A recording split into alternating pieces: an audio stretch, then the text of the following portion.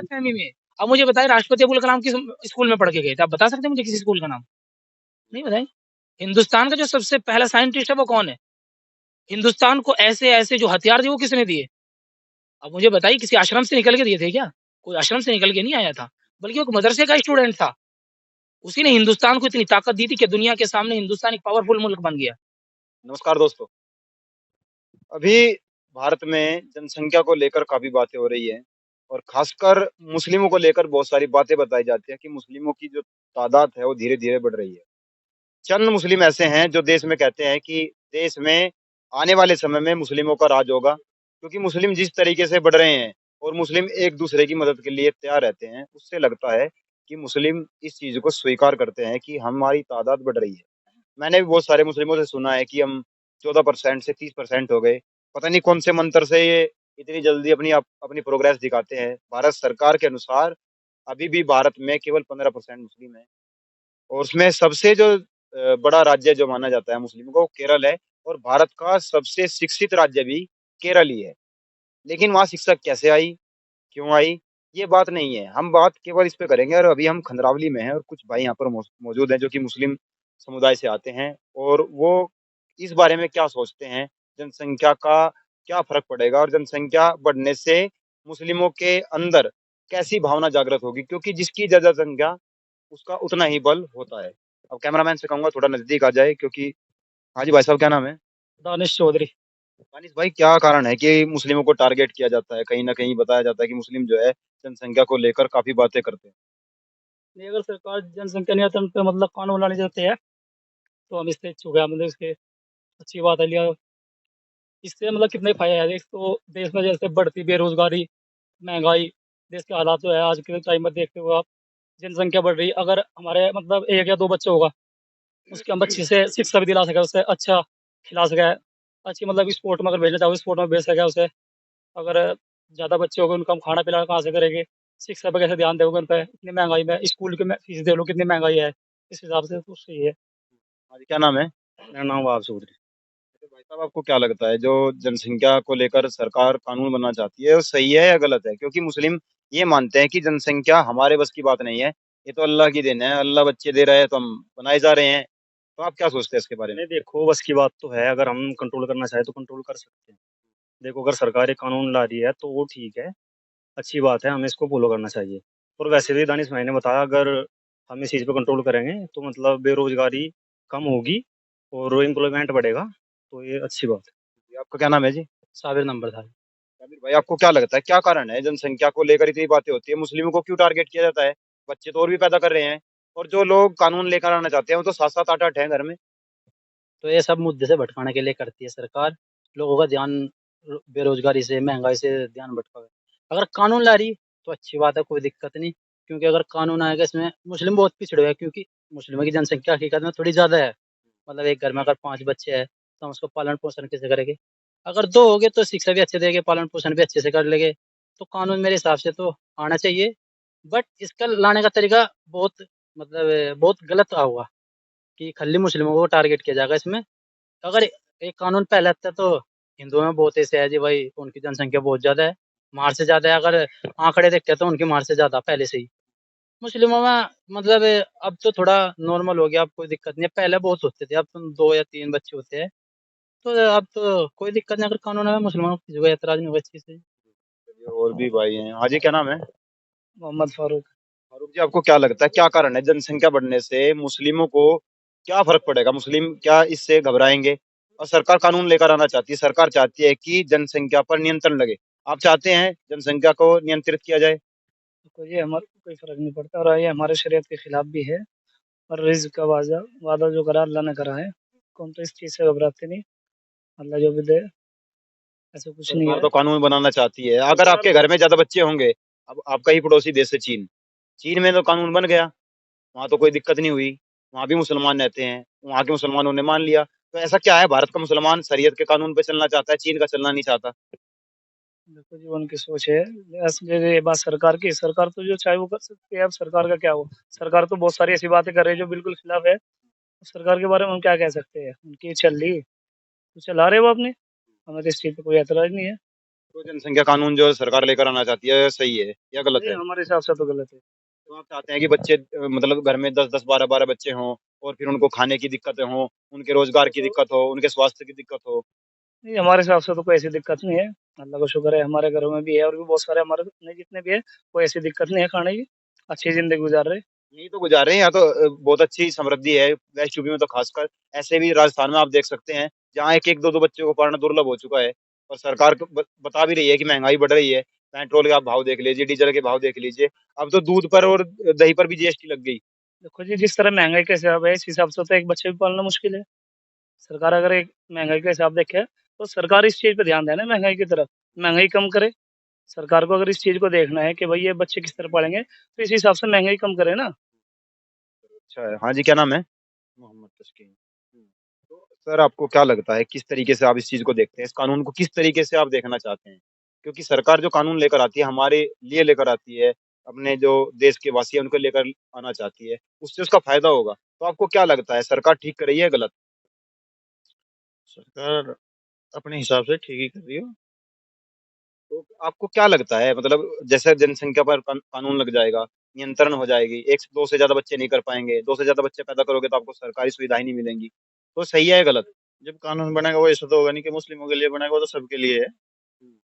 जब वो सबके लिए होगा हम भी उसमें हैं, कोई मसला नहीं है हमें, वो बनाओ, सबके लिए बनाओ, कोई मसला नहीं है। तो आप स्वागत करेंगे कानून का? बिल्कुल करें। चलिए भाई साहब हो रहे हैं उनसे भी बातचीत। हाँ जी, क्या नाम है? मोहम्मद अमजद। अमजद जी आपको क्या लगता है किस तरीके से इस कानून को देख रहे हैं आप? क्योंकि कानून सरकार अभी बात ही कर रही है, मुस्लिमों ने हल्ला मचा दिया है कि हम तो नहीं मानने वाले, हमारे शरीयत में नहीं है ऐसा। तो क्या कुरान में लिखा हुआ है सच में कि बच्चे ज़्यादा से ज़्यादा पैदा करो, दूसरे जो अदर धर्म है उनके लोगों को डराओ क्योंकि जनसंख्या ज़्यादा जिसकी होगी वो लोगों को डराएँगे। सबसे पहली बात तो ये है कि हिंदुस्तान में जनसंख्या सिर्फ़ मुसलमानों की नहीं बढ़ी है। हुँ, क्योंकि अगर आप जब से हिंदुस्तान आज़ाद हुआ था, अगर आप जब से हिस्ट्री हिंदुस्तान की उठाएँगे, तो मुसलमान अगर 5% बढ़े हैं, तो अदर बिरादरी के लोग भी 10-10, 15-15% बढ़ चुके हैं। हुँ, अब हिंदुस्तान की सबसे पहली मरदमशुमारी अगर आप लेंगे, काउंटिंग जब सबसे शुरू में हुई थी, तो उससे महसूस हुआ कि अगर मुसलमान उस वक़्त में हुँ, 10% थे, तो हमारे हिंदू भाई जो 27-28% थे। हुँ, मगर आज अगर मुसलमान 10 से 20 पे गया है, हुँ, गवर्नमेंट के हिसाब से, तो हमारे हिंदू भाई तो 60-70 क्रॉस कर चुके हैं। हुँ, तो मुसलमानों को टारगेट करना है तो मीडिया का शुरुआत से ही हिंदुस्तान में मिर्च मसाला लगाने का काम है, हुँ, कि असल मुद्दों से कैसे भटकाया जाए। हुँ। रहा जनसंख्या नियंत्रण का कानून, तो जनसंख्या नियंत्रण कानून को आप फ़ॉलो ना करके इस चीज़ को आप फ़ॉलो करें कि हिंदुस्तान में रोज़गार कैसे पैदा किया जाए। क्योंकि अगर हमारे पास 2 बच्चे हैं और हमारे पास रोज़गार नहीं है तो हम 2 को भी नहीं पाल सकते और हमारे पास रोज़गार है तो हमारे लिए 20 भी कम है। आप देख सकते हैं कि आप गल्फ़ कंट्रियों में जाएँ, बाहर की जितनी कंट्रियाँ हैं, उनमें एक-एक बंदे के यहाँ 10-10 बच्चे हैं, 20-20 बच्चे भी हैं, मगर उनको कोई दिक्कत नहीं है क्योंकि उनके यहाँ रोज़गार की कोई कमी नहीं है। हमारे यहाँ सबसे बड़ी चीज़ क्या है, हमारे यहाँ रोज़गार की कमी है और रोज़गार की वजह से ये भूखे मर रहे हैं। तो आप किस तरीके से स्वागत करेंगे कानून लेकर जब सरकार आएगी? और खासकर उत्तर प्रदेश में तो योगी आदित्यनाथ हैं, वो तो बड़े कड़क रहते हैं कानून को लेकर। तो आपको क्या लगता है कानून से मुसलमानों को फ़ायदा होगा या फिर नुकसान होगा? देखिए, मैं तो सिर्फ़ योगी चीफ़ मिनिस्टर यूपी से यही कहना चाहूँगा कि अगर वो कानून के लिए इतने मज़बूत है और कानून को बड़ी सख्ती के साथ पालन करवाना चाहते हैं, तो और बहुत सारी चीज़ें हैं। मसलन अभी आप अंदाज़ा लगाइए, योगी भी जो है बीजेपी के चीफ़ मिनिस्टर हैं और बीजेपी ने अभी 2 दिन पहले, 3 दिन पहले 15 अगस्त को उन लोगों को रिहा किया था जिसने एक 5 महीने की गर्भवती महिला के साथ रेप किया था। तो अगर योगी जी कानून का पालन करवाना चाहते, तो ऐसे लोगों से कराएँ। एक महिला के साथ सरेआम बलात्कार होता है, उसके बावजूद वहाँ तो कहीं कानून नज़र नहीं आता है। एक अमीर आदमी अगर कोई गलत काम कर देता है, मसलन आप ले लीजिए कि भारत से विजय माल्या छोड़ के भाग गया, उसकी तो पकड़ नहीं हो रही है। अ ललित मोदी छोड़ के भाग गया, वो जिसने अभी उस हीरोइन के साथ शादी की है, सुष्मिता सेन के साथ शादी की है, उसकी कोई पकड़ नहीं है। अगर एक गरीब किसान हिंदुस्तान के किसी बैंक से कर्ज़ ले लेता है, तो उसकी पकड़ हो जाती है, क्योंकि कानून फिर सबके लिए बराबर होना चाहिए। ऐसा नहीं है कि कानून अमीर के लिए तो मकड़ी का जाला है, उसे तोड़ के निकल जाता है और गरीब उसमें फँस जाता है। और रही हिंदुस्तान में जो आजकल मीडिया जो चला रही है कि भई मुसलमान इस चीज़ को फ़ॉलो नहीं करेंगे, तो इसका कोई मतलब नहीं है। पहले से भी आप देखते आ रहे हैं जो एजुकेटेड लोग हैं, पढ़े-लिखे लोग हैं, उनके यहाँ मुसलमान हो या हिंदू हो, बहुत कम लोग ऐसे हैं कि जिनके यहाँ बच्चे ज़्यादा होते थे। आज भी मुसलमानों में भी पहले से ऐसे परिवार मौजूद हैं, जिनके यहाँ 2 ही बच्चे हैं, 3 ही बच्चे हैं, 1 ही बच्चा है और हमारे गैर मुस्लिम भाइयों में भी ऐसा सिस्टम रहा है। लेकिन अगर आप देखेंगे हमारे गैर मुस्लिम भाइयों में भी ऐसा है कि किसी के यहाँ 6 बच्चे हैं, किसी के 8 बच्चे हैं। आप खुद ले लीजिए कि योगी जी कितने बहन-भाई हैं? मोदी जी कितने बहन-भाई हैं? अगर जनसंख्या नियंत्रण कानून का ताल्लुक सिर्फ मुसलमानों से है, तो फिर हिंदुओं के यहाँ इतने बच्चे क्यों पैदा हो रहे हैं? पहले तो आप उनको समझाइए। और फिर कानून अगर किसी चीज़ के लिए आता है, वो सिर्फ देश में हमारे लिए नहीं आता है। देश में अगर महँगाई बढ़ रही है, वो सिर्फ मुसलमानों के लिए नहीं बढ़ रही है, वो सबके लिए बढ़ रही है। अगर देश में बिजली महँगी हो रही है, सिर्फ मुसलमान तो बिजली इस्तेमाल नहीं करता है। देश में गैस महँगा हो रहा है, मुसलमान इस्तेमाल नहीं करता है। देश में रोज़ी-रोटी की किल्लत है, सिर्फ मुसलमानों को नहीं, वो सबके लिए हो रही है। और फिर जब मुसलमानों का अकीदा ये है, कुरान में अल्लाह तबारक व तआला फरमाता है कि हमने जो तुम्हें औलाद दी, तुम इसको नहीं पालोगे, बल्कि जिसको हमने पैदा किया उसका रिज़्क हम खुद उतारेंगे। आप अंदाज़ा कीजिए, एक ज़माना हुआ करता था कि उस ज़माने में 5 बीघे या 10 बीघे ज़मीन में कितना अनाज होता था। हमारे बड़े बुजुर्ग जो किसान थे, वो 5 बीघे 10 बीघे ज़मीन में 1 या 2 क्विंटल अनाज उगा पाते थे। और आज भी वही ज़मीन है, वही उनके पुरख हैं और फिर वही उनकी औलादें हैं। देखो 1 बीघा ज़मीन में ही 4-5 क्विंटल अनाज निकल रहा है। तो रोज़ी का ताल्लुक आप इस चीज़ से नहीं लगा सकते हैं। रोज़ी तो जिस भगवान ने, जिस अल्लाह ने पैदा किया है, वो उसकी रोज़ी खुद उतारेगा। रोज़ी का ताल्लुक नहीं है, असल जो ताल्लुक होना चाहिए वो रोज़गार से होना चाहिए। जो हमारे पास रोज़गार होगा, हमारे पास 20 बच्चे पालने के लिए सहूलतें होंगी। हमारे पास रोज़गार तो नहीं है, 1 बच्चे का क्या करेंगे? अगर खुदा ना खास्ता मेरे पास एक बेटा है, एक बेटी है, मौत हर इंसान की आनी है, हर चीज़ की मौत आनी है। अगर मेरे पास एक बेटा और मेरे बेटे का इंतकाल हो गया, मैं किस चीज़ पे सब्र करूँगा? तो आप जो कानून सरकार बनाएगी, बिल्कुल तो बनाएगा। उसका सपोर्ट करेंगे कि नहीं सरकार करेंगे? जो कानून बना रही है उसे सपोर्ट करेंगे। लेकिन मैं सिर्फ़ यही कहना चाहूँगा कि इसमें सिर्फ़ सरासर मुसलमानों को फँसाना या मुसलमानों को इसमें टारगेट करना है गलत बात। मुसलमानों के बहुत से खानदान आप ऐसे देखेंगे, उनके यहाँ औलादें 2 ही हैं, 1 ही है। किसी चीज़ उनको पहले से इस चीज़ की फ़िक्र थी, भाई मेरे पास 2 ही बच्चे होने चाहिए। हालाँकि ऐसा नहीं है, इस दुनिया का निज़ाम अल्लाह चला रहा है, वो चलाता रहेगा। इस दुनिया में जो लोग भूखे मर रहे हैं, कोई इस चीज़ का मतलब ये थोड़ी ना कि वो मुसलमानों की वज़ह से वो भूखे मर रहे हैं। नहीं, ऐसा तो नहीं है। एक वीडियो देख रहा था कि सोशल मीडिया पे वायरल हो रहा है काफ़ी दबा के। एक पत्रकार भाई हैं, वो एक मुस्लिम से पूछते हैं कि अगर ऐसा हुआ, तो वो कह रहे हैं कि अगर इस तरह कानून बना दिया, तो आने वाले समय में अल्लाह ताला जो है ब बच्चों की बारिश कर देंगे और मुसलमान फिर से इस तरीके से बढ़ जाएँगे। अगर सरकार कानून बनाती है तो। देखो, अगर उन्होंने इस तरह की कोई बात की है, वो उनकी अपनी सोच है। लेकिन अल्लाह के लिए ऐसा कुछ करना भी कोई मुश्किल नहीं है। अगर अल्लाह तबारक व तआला चाहे, अब आप अंदाज़ा इस चीज़ का लगाएँ कि दुनिया में जब कोई इंसान नहीं था, इंसान किसने पैदा किया? उसी अल्लाह ने। जब बिन माँ-बाप के, बगैर किसी हुनर के, बगैर किसी चीज़ के हमारे नज़रों के सामने होते हुए जब अल्लाह पैदा कर सकता है, तो बारिश भी कर सकता है। जैसे बारिश के कतरे वो बरसा सकता है। आपने बहुत जगह देखा होगा कि आसमान से मछलियों की बारिश हो गई, तो इंसानों की बारिश नहीं कर सकता है, वो इस चीज़ पे कादिर है। लेकिन इसका बिल्कुल ताल्लुक ये नहीं है कि भई उसके कहने से ही हो जाएगा। हालाँकि अल्लाह के रसूल सल्लल्लाहु अलैहि वसल्लम ने भी ये बताया कि अगर आपके यहाँ औलाद पैदा होती है, तो 2 साल आपके एक बच्चे का दूध पीने का हक है। आप कैसे कंट्रोल करेंगे? अपनी जो है 2 साल तक अपने आप को आप कैसे रोकेंगे? या आप अपनी बीवी के पास जब जाएँगे तन्हाई में, तो उससे दूर रहेंगे तो कैसे रोकेंगे? वो उसका भी तरीका सब कुछ शरीयत में मौजूद है।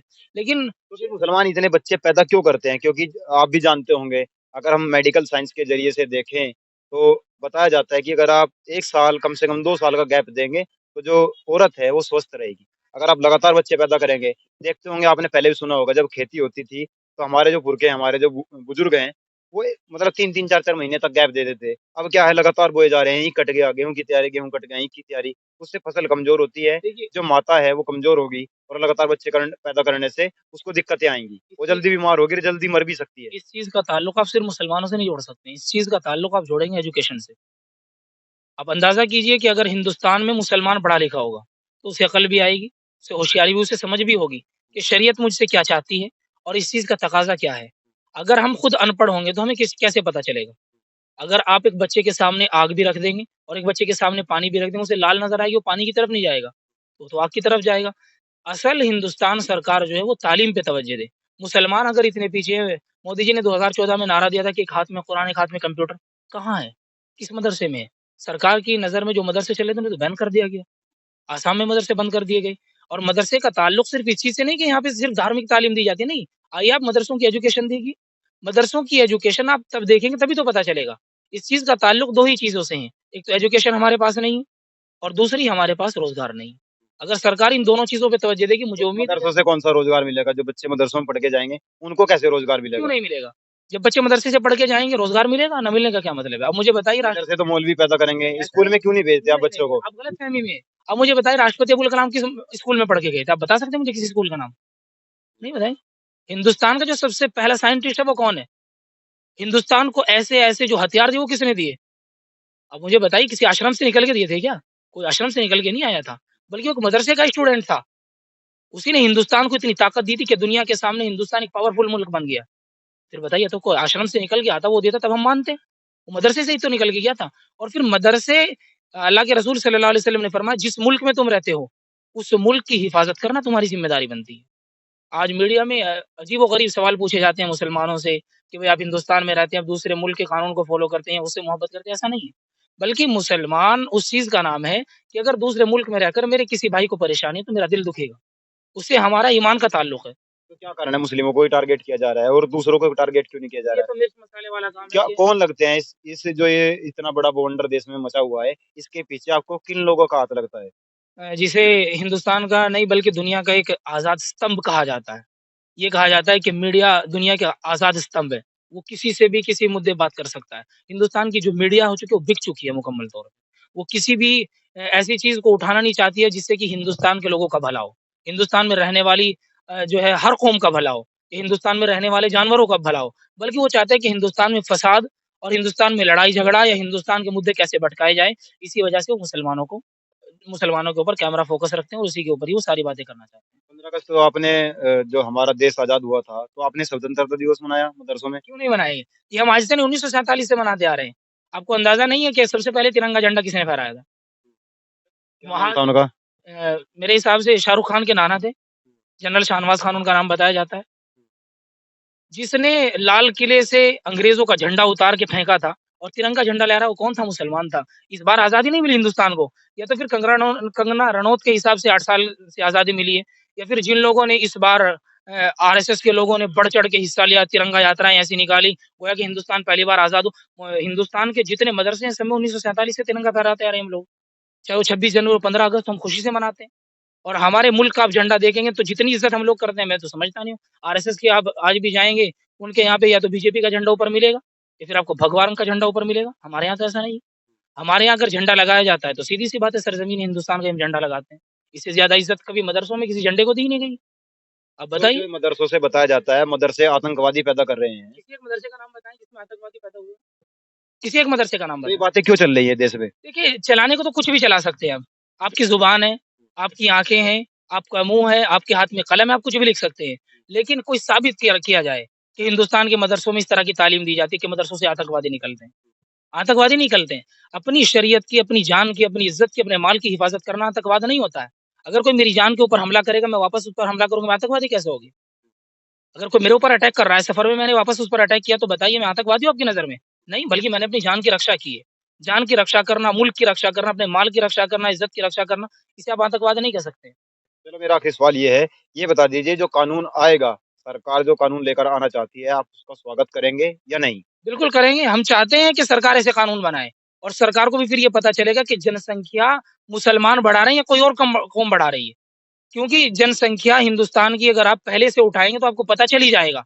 अगर आप हिस्ट्री पढ़ते हैं, मुसलमान उस ज़माने में जब हिंदुस्तान की पहले काउंटिंग हुई थी, मरदमशुमारी हुई थी, उस ज़माने में मुसलमान 9% हुआ करते थे। उसके बाद आज सरकार की नज़र से मुसलमान 15% है और उस दिन से लेकर आज तक मुसलमान 6% बढ़े हैं। कितने साल का सफ़र किया है हिंदुस्तान ने? 75 सालों में मुसलमान 6% बढ़ा है। अगर आप हिंदुओं की बात करें कितने परसेंट बढ़े हैं? मेरे नज़रिए के हिसाब से हिंदू 50 या 56% बढ़ चुका है। तो जनसंख्या किसने बढ़ाई? हमने तो नहीं बढ़ाई। हमारे यहाँ तो जनसंख्या नहीं बढ़ी है। हमारे यहाँ तो 2 बच्चे हैं, 4 बच्चे हैं, तब भी हमारी 6% हुई। आपके यहाँ 1 बच्चा करके भी आपकी 2 ही परसेंट रही। ये सिर्फ़ मुसलमानों को बदनाम करना है, इसके अलावा कोई काम इन लोगों का नहीं है। मीडिया में बैठ के ऐसी-ऐसी बातें करते हैं जिनके पास इनको कोई जवाब नहीं।